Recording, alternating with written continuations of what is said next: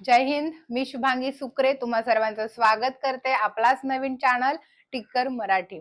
तर याच्यावर आपण सध्या ज्या जागा निघालेल्या आहेत आणि फॉर्मही बऱ्याच विद्यार्थ्यांनी भरलेले आहेत, असा लिपिक म्हणजे कार्यकारी सहाय्यक या पदासाठी आपण विजेता सिरीज चालू केलेली आहे. स्पेशल 60 डेज ही सिरीज आहे. ठीक आहे. तर सगळ्यांनी या लेक्चरची लिंक शेअर करायची पटापट. सगळ्यांना गुड आफ्टरनून. लेक्चरची लिंक जास्तीत जास्त विद्यार्थी मित्रांपर्यंत शेअर करायची, म्हणजे ज्यांना गरज आहे त्यांच्यापर्यंत तर नक्कीच पोहोचली पाहिजे ही सिरीज. याच्यामध्ये आपण गेल्या वर्षी जो बीएमसीचा पेपर म्हणजे बृहन्मुंबई महानगरपालिकेचा जो पेपर झालेला आहे त्यातले काही प्रश्न आणि त्यावर आधारित काही अजून प्रश्न घेतलेले आहेत आणि या पेपरची लेवल बघता त्या पद्धतीनेच प्रश्न मी आणलेले आहेत. त्यामुळे अगदीच अतिच महत्वपूर्ण सेशन आपलं होत आहेत, तर शेअर तुम्हाला करायचंच आहे. करूयात चालू आपले प्रश्न. चला, पहिला प्रश्न आहे आपला, मी चहा करत जाईन या वाक्याचा काळ आपल्याला ओळखायचा आहे. कुठला काळ आहे या वाक्याचा? अपूर्ण वर्तमान काळ, रीती भविष्य काळ, रीती वर्तमान काळ आणि पूर्ण भूतकाळ. कुठला पर्याय योग्य? आता करत जाईल हे काय आहे? संयुक्त क्रियापद आहे. उत्तर द्या, स्पष्टीकरण मी देते. करत जाईल हे आहे आपलं संयुक्त क्रियापद. धातू साधित प्लस सहाय्यक क्रियापद इज इक्वल टू संयुक्त क्रियापद बनतंय. ठीक आहे. तर करण्याची क्रिया, कर हा धातू आहे, धातूला प्रत्यय लागला आणि जाईन हे सहाय्यक क्रियापद आहे. तर बघा, करत जाईल केलाय का? नाही. जाईन म्हणजे भविष्यात, पण करत जाईल म्हणजे रोज रोज. भविष्यात एखादी क्रिया रोज रोज घडल्याचा बोध जर आपल्याला होत असेल तर ते आपलं असतं रीती भविष्य काळाचं क्रियापद. पर्याय दुसराच योग्य. पुढचा प्रश्न, उगवती या शब्दाचा विरुद्धार्थी शब्द. उगवती म्हणजे उगवण्याची क्रिया, मावळती म्हणजे मावळण्याची क्रिया. पर्याय कुठला योग्य येणार? मग विरुद्धार्थी शब्द कुठला आहे? पश्चिम पाताळ पूर्व मावळती. मावळती म्हणून पर्याय चौथा आपला योग्य आहे. नेक्स्ट क्वेश्चन, मी त्याला मुंबईस धाडले. ठीक आहे. या वाक्यातील प्रयोग ओळखा. प्रयोग तुम्हाला ओळखायचा आहे. कर्तृ भाव संकर प्रयोग, कर्म भाव संकर प्रयोग, भाव कर्तरी प्रयोग, कर्तृ कर्म संकर प्रयोग. कुठला पर्याय योग्य? बघा, मी त्याला मुंबईस धाडले. धाडणारा कोण? मी. मी झाला कर्ता. धाडले ते कुणाला? त्याला. त्याला झालं कर्म.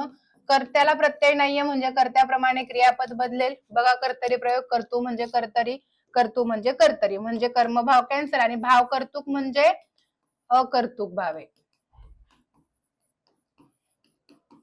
हा तर येणारच नाही वाक्यात. कर्ता नसल्यावर हा येतो म्हणजे राहिला पहिला की चौथा बरोबर.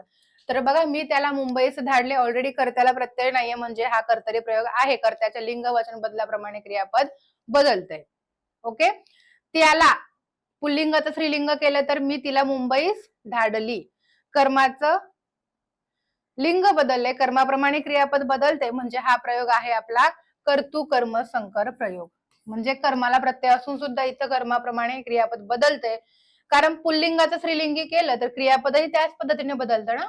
म्हणून पर्याय हा अपवाद आहे त्याला, की आपण म्हणतो ना ज्याला प्रत्यय असतो त्याच्याप्रमाणे क्रियापद कधीच बदलत नाही, तर हा अपवाद आहे, लक्षात घ्या. पर्याय चौथा इथे योग्य आहे. पुढे, बोथट या शब्दाचा विरुद्धार्थी शब्द आपल्याला ओळखायचा आहे. बोथट म्हणजे ज्याला धार नाही असं.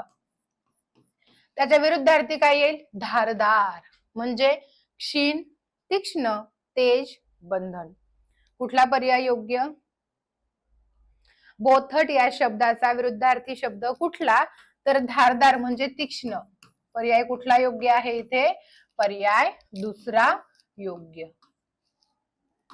नेक्स्ट क्वेश्चन आहे, पुढील पैकी टोपली या शब्दाचा समानार्थी शब्द आपल्याला ओळखायचा आहे. टोपली म्हणजे काय माहितीये? करवंद, करंटा, करंडी आणि करंजी. काय येईल बरोबर? विचार करायचा आहे. टोपली म्हणजे आपण ज्याच्यामध्ये भाकरी बांधून ठेवतो बघा गावाकडे. म्हणजे बांबूच्या पट्ट्यांपासून तयार केलेली वस्तू. काय? टोपली म्हणजे बांबूच्या पट्ट्यांपासून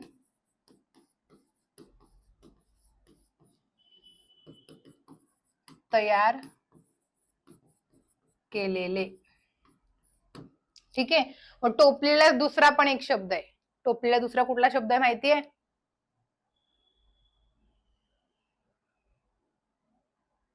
करवंद, करंटा, करंडी आणि करंजी. तर टोपलीलाच करंडी असं सुद्धा म्हणतात. ठीक आहे. करंडी म्हणतात. अजूनही टोपलीला शब्द आहे तो म्हणजे दुर्डी किंवा परडी. परडी माहितीये? देवीची असते, घेतो आपण. सगळेजण नाही घेत. ज्याच्या अंगावर देवी वगैरे येते किंवा जास्त त्यांच्या घरी भक्ती चालते ते घेतात. ठीक आहे. तेही त्याच पद्धती लाकडाचंच विणलेलं असतं ना टोपलीच. मग इथं कुठला पर्याय योग्य आहे? करंडी. आता करंटा म्हणजे अभागी व्यक्ती, अभागी, दुर्दैवी म्हणतात ना, नशीब फुटलं माझं, या पद्धतीने. ठीक आहे. करवंद येणार नाही, करंजी माहिती, त्यामुळे पर्याय कुठला योग्य? पर्याय तिसरा, टोपली म्हणजे करंडी. पुढचा प्रश्न, गाय गुराख्याकडून बांधली जाते या वाक्यातील प्रयोग आपल्याला ओळखायचा आहे. प्रयोग कुठला असेल या वाक्यामध्ये? कर्मणी, कर्तरी, कर्म कर्तरी आणि भावे. तर बघा इथे एक ट्रिक लक्षात ठेवायची, ती म्हणजे कर्त्याला जर कडून प्रत्यय असेल, बघा बरं कर्ता कोण? गाय गुराख्याकडून बांधली जाते. बांध हा धातू आहे, बांधणारा कोण? गुराखी. गुराखी झाला कर्ता. कर्त्याला जर कडून प्रत्यय असेल तर हा प्रयोग असतो आपला नवीन कर्मणी. कर्माप्रमाणे क्रियापद बदलते की नाही हे पाहायचंच नाही. गायी गुराख्याकडून बांधल्या जातात. झालं, कर्माच्या वचन बदलाप्रमाणे क्रियापद बदललं ना, बांधल्या त्या काय? गाय. कर्म. नाही ओळखलं तरी चालतंय, फक्त ही ट्रिक लक्षात ठेवायची की कर्त्याला जर कडून प्रत्यय असेल नवीन कर्मणी, त्याच दुसरं नाव आहे कर्म कर्तरी प्रयोग. पर्याय तिसरा योग्य. नेक्स्ट क्वेश्चन, मी पुस्तक वाचत होतो या वाक्याचा काळ ओळखायचा आहे. तर बघा, वाचत होतो म्हणजे वाचण्याची क्रिया, होतो म्हणजे भूतकाळ. सॉरी, मी पुस्तक वाचत होते, वाचण्याची क्रिया भूतकाळात चालू होती असा बोध होतोय, म्हणून हे झालं आपलं अपूर्ण भूतकाळ. वाचत होते, अपूर्ण भूतकाळ, भूतकाळात क्रिया वाचण्याची चालू होती असा बोध होतोय. पर्याय तिसरा योग्य. पुस्तक, मूल, फळ, चित्र या शब्दांचे लिंग ओळखा. एकाच शब्दाचं लिंग ओळखलं तरी तेच लिंग सगळ्या शब्दांना असणार आहे ना, कारण इथं वेगवेगळे पर्याय नाहीच आहे का याच्यामध्ये. नपुसक लिंग, पुल्लिंग, स्त्रीलिंग आणि उभयलिंग. कुठला पर्याय योग्य? ते पुस्तक, याच्यावरूनच कळून जाते आपल्याला. ते पुस्तक, ते मूल, ते फळ, ते चित्र, म्हणजे हे काय झालंय? नपुंसक लिंगी झालंय. पर्याय पहिलाच योग्य. नेक्स्ट क्वेश्चन, त्रैलोक्य या शब्दाचा समास ओळखा. तत्पुरुष, द्वंद्व, अव्ययीभाव आणि द्विगु. कुठला पर्याय योग्य येणार?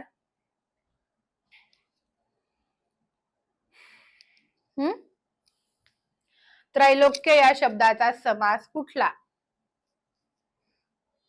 त्रय म्हणजे तीन, लोकांचा समुदाय, म्हणजे समूहाचा बोध झाला. पहिलं पद संख्या असून समूहाचा बोध झाला, म्हणून हा समास झाला आपला द्विगु. त्यालाच दुसरं नाव आहे संख्यापूर्व समास. कर्मधारयाचा उपप्रकार आहे हा, आणि कर्मधारय तत्पुरुषचा उपप्रकार आहे. लक्षात घ्या, स्टेप बाय स्टेप लक्षात ठेवायचे सगळं तुम्हाला. तीन लोकांचा समूह किंवा समुदाय म्हणजे त्रैलोक्य. नेक्स्ट क्वेश्चन, पुढील पैकी कोणता शब्द नपुंसक लिंगी आहे? नपुंसक लिंगी शब्द ओळखायचा आहे, म्हणजे हाक मारल्याच्या आधी, हाक मारताना त्या नावाच्या आधी आपण ते म्हणणार.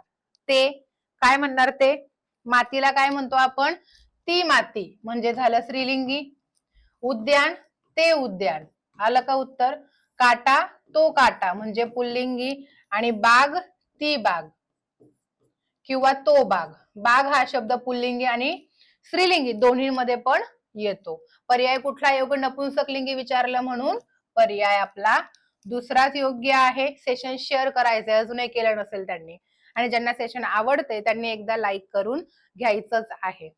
ठीक आहे, चला पुढचा प्रश्न, लेखणी या शब्दाचं अनेक वचन सांगा. लेखणीचं अनेक वचन काय होईल? लेखक, लेखी, लेखन्या, लेखन. आता लेखणी असतं तर कन्फ्युज झाले असता, हो की नाही? कुठला पर्याय योग्य येईल? तर लेखणी या नामाचं अनेक वचन लेखन्या होतं. पर्याय तिसरा योग्य. पुढचा प्रश्न, आमच्या संघानेच जिंकली ढाल या वाक्यातील क्रियापद ओळखायचे. उत्तर द्या, स्पष्टीकरण देते. क्रियापद म्हणजेच काय?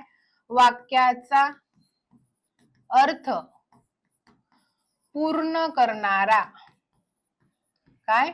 वाक्याचा अर्थ पूर्ण करणारा क्रियावाचक शब्द, त्याला आपण काय म्हणणार? क्रियापद म्हणणार. मग कुठे आहे बघा बरं. गरजेचं नसतं की वाक्याच्या सगळ्यात शेवटचा शब्द हा क्रियापद असतो. कवितेत तर ते पॉसिबलच नाहीये, यमक जुळवलं जातं, त्याच्यामुळे क्रियापद आधेमध्ये कुठेही येतं. तसंच कधी कधी गद्यामध्ये सुद्धा होतं. आपल्याला फक्त ओळखायचे की धातू कुठं दिलेला आहे. धातू म्हणजे क्रिया.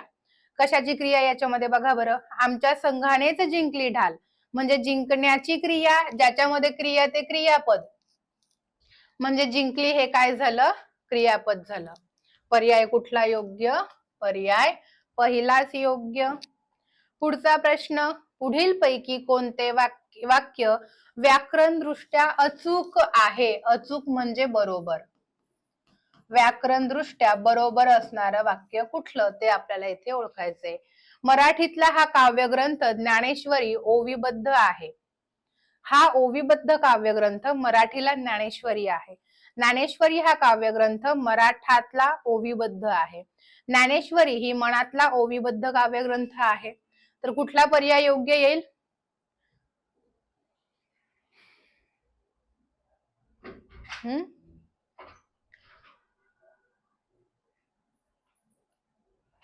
आपल्याला फक्त आता सगळीकडे सेम दिलेला आहे, फक्त आपल्याला अर्थपूर्ण वाक्य कुठं तयार होतं तेच इथे ओळखायचं आहे. काय येईल बरोबर?